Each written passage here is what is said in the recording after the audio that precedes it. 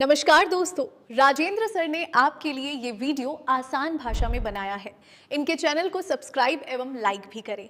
नमस्कार। आज हम एक बहुत ही दिलचस्प विषय पर बात करने वाले हैं। एक ऐसी संस्कृति जो हम सबके जीवन का हिस्सा बन चुकी है, लेकिन हम शायद उस पर ज़्यादा सोचते नहीं। उपभोक्तावाद की संस्कृति। हाँ, कंज्यूमरिज्म। और इसके लिए हम श्यामाचरण दुबे के एक बहुत ही महत्वपूर्ण निबंध उपभोक्तावाद की संस्कृति को आधार बना रहे हैं। जी। और ये निबंध आज के समय में मतलब सोशल मीडिया और ऑनलाइन शॉपिंग के दौर में शायद पहले से भी ज्यादा प्रासंगिक हो गया है। बिल्कुल। तो इस चर्चा का मकसद ये समझना है कि ये नई जीवन शैली, ये उपभोक्तावाद आखिर हमारे समाज में स्थापित कैसे हो रहा है और इसका हम पर असर क्या पड़ रहा है। तो दुबे जी निबंध की शुरुआत ही एक बहुत बड़े बदलाव से करते हैं। वो कहते हैं कि धीरे धीरे सब कुछ बदल रहा है और एक नया जीवन दर्शन हम पर हावी हो रहा है। हाँ, उपभोक्तावाद का दर्शन। और इसमें सबसे पहली और सबसे सूक्ष्म जो बात है वो ये कि सुख की परिभाषा बदल दी गई है। अब उपभोग को ही मतलब कंजम्पशन को ही सुख माना जाने लगा है। मतलब जो खरीद सकते हैं उसी में खुशी है। बिल्कुल। और यहीं पर एक बहुत ही अजीब सी बात होती है।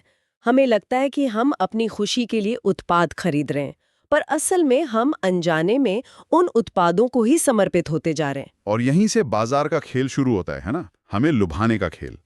लेखक रोजमर्रा की चीजों का जो उदाहरण देते हैं, जैसे टूथपेस्ट, वो कमाल का है। हाँ, बहुत ही सटीक उदाहरण है। कोई टूथपेस्ट दावा करता है कि वो दांतों को मोती जैसा चमकीला बना देगा, तो कोई कहता है कि वो मुंह की दुर्गंध हटाएगा। कोई मसूड़ों को मजबूत करने की बात करेगा, तो किसी के पास एक मैजिक फॉर्मूला है जो कहता है कि ये 3-4 पेस्ट का काम अकेला ही कर देगा। और विकल्प तो और भी हैं। कोई बबूल या नीम के गुणों से भरा हुआ है, तो कोई ऋषि मुनियों द्वारा स्वीकृत वनस्पति और खनिज तत्वों से बना है। मतलब हर किसी के विश्वास के लिए, हर किसी की जरूरत के लिए कहानी तैयार है। और ये सिलसिला यहीं नहीं रुकता। बिल्कुल नहीं। अगर पेस्ट अच्छा है तो फिर विज्ञापन आपको बताएगा कि ब्रश भी तो अच्छा होना चाहिए, सही आकार, सही रंग, सही बनावट। और जिसकी सफाई की क्षमता सबसे बेहतर हो। और फिर माउथ वॉश भी तो चाहिए। लिस्ट लंबी होती जाती है। ये तो कुछ भी नहीं है। लेखक सौंदर्य प्रसाधनों की भीड़ को तो चमत्कृत कर देने वाली बताते हैं। मतलब हर महीने कुछ नया जुड़ जाता है। साबुन को ही देख लीजिए, कोई हल्की खुशबू वाला है तो कोई बहुत तेज। एक साबुन आपको दिन भर तरोताजा रखेगा, तो दूसरा पसीना रोकेगा, तीसरा जर्म्स से आपकी रक्षा करेगा। और कुछ कहानियां तो और भी बड़ी हैं। कोई साबुन सिने स्टार्स के सौंदर्य का रहस्य है। हाँ, तो कोई शुद्ध गंगाजल से बनी साबुन है जो शरीर को पवित्र रखेगी।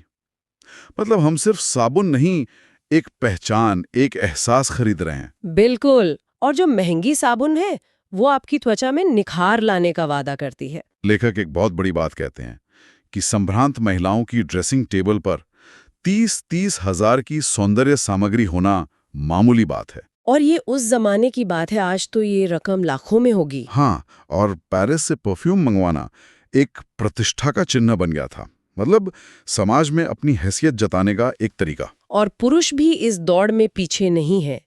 लेखक कहते हैं कि पहले जहां साबुन और तेल से काम चल जाता था, अब तो लिस्ट बहुत लंबी है।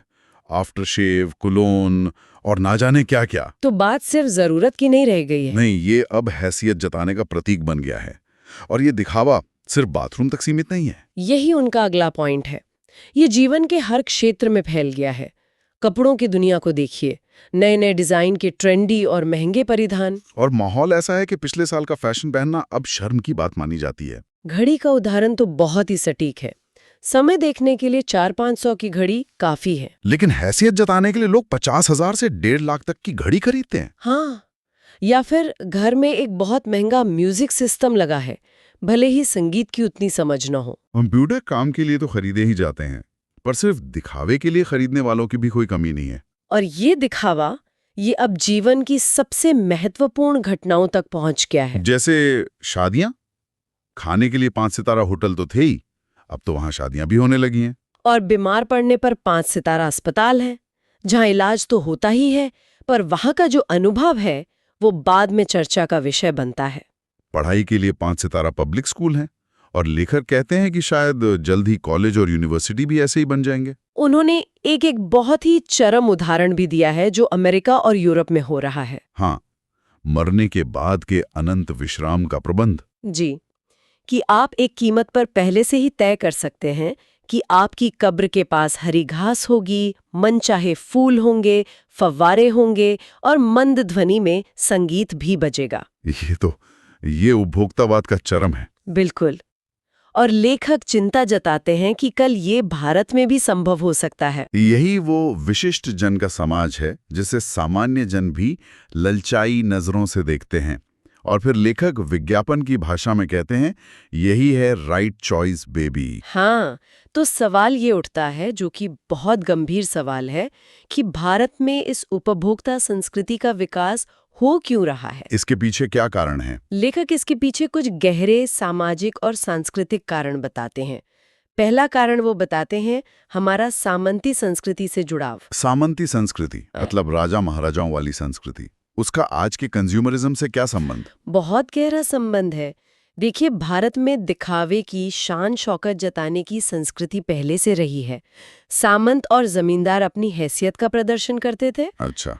आज सामंत बदल गए हैं, पर वो दिखावे की संस्कृति का मुहावरा बना हुआ है, वो मानसिकता बनी हुई है। तो जो आज के दौर में हो रहा है वो उसी पुरानी मानसिकता का एक नया रूप है। हाँ। ये तो बहुत दिलचस्प बात है। दूसरा कारण क्या है? दूसरा कारण है हमारी सांस्कृतिक अस्मिता का क्षरण, मतलब हमारी अपनी पहचान का कमजोर होना। हम अपनी परंपराओं का अवमूल्यन कर रहे हैं, हमारी आस्थाएं कमजोर हुई हैं। और जब अपनी जड़ें कमजोर होती हैं तो हम बाहर की तरफ देखते हैं।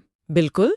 और यहीं से तीसरा कारण जुड़ता है, जिसे लेखक ने बौद्धिक दास्ता कहा है। ये तो बहुत कड़ा शब्द है। हाँ, पर लेखक कहते हैं कि कड़वा सच यही है कि हम पश्चिम की बौद्धिक दास्ता स्वीकार कर रहे हैं और उनके सांस्कृतिक उपनिवेश बन रहे हैं। हमारी नई संस्कृति अनुकरण की संस्कृति है। लेकिन एक मिनट, क्या पश्चिम से कुछ भी अपनाना बौद्धिक दास्ता है? आज तो दुनिया जुड़ी हुई है, विचारों का लेन देन तो होता ही है। बहुत अच्छा सवाल है। लेखक लेन देन के खिलाफ नहीं है, वो अंधी नकल के खिलाफ है। जब हम अपनी पहचान खोकर बिना सोचे समझे सिर्फ इसलिए कुछ अपनाते हैं क्योंकि वो पश्चिम से आया है, तो वो दास्ता है। और इसी से जुड़ा है उनका चौथा पॉइंट, छद्म आधुनिकता। हाँ, स्यूडो मॉडर्निटी। हम आधुनिकता के झूठे पैमाने अपना रहे हैं। प्रतिष्ठा की एक अंधी प्रतिस्पर्धा में जो अपना है उसे खोते जा रहे हैं। और आखिरी कारण वो है संस्कृति की नियंत्रक शक्तियों का कमजोर होना।